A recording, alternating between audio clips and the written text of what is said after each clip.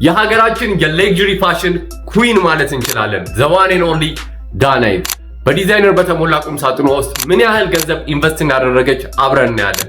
ዌልካም ኤቭሪዋን። ምን ይለብሳሉ ሲሪስ ፓርት 3 ታፕ የሆኑ ኢትዮጵያን ኢንፍሉዌንሰሮች ለፋሽን ምን ያህል ኢንቨስት ያደርጋሉ የሚለውን አብረን እናያለን። ሶ ኢንስታግራማን ቼክ ሳደርግ መዘነጥ ብቻ አይደለም በፐርፐዝ ነው የምትለብሰው። ያ ማለት እያንዳንዱ አውትፊት ስቶሪ ያላቸው ማለት ነው።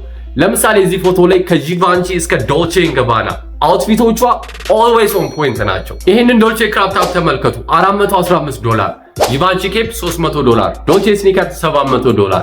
ሃንድ ባጓን ሳይጨምር ለዚህ አውትፊት ብቻ $1400 ኒት። ከኮሌክሽኖቿ የኔ ፐርሰናል ፌቨራይት ላሳያችሁ። ይሄ አውትፊት አንደርሴትድ ሌክዠሪ ይባላል። ሪል ፋሽንን የሚያውቁ ኳሊቲን ቫልዩ የሚያደርጉ ግን ደግሞ ብዙ ማሳየት የማይፈልጉ ኳይት ሌክዠሪ በሚለው አሁን ላይ ብዙ ሰው እያወቀው ነው። ሶ ይሄን አውትፊት ከ10 20 ሰጥቻለሁ። የእናንተ ሌት ሚ ኖው ኢን ዘ ኮሜንት ሴክሽን የኦሪጂናል እና የሌክዠሪ ብራንዶችን ኢንሳይደር ቲፕስ ለማግኘት። እኔን የገረመኝ ግን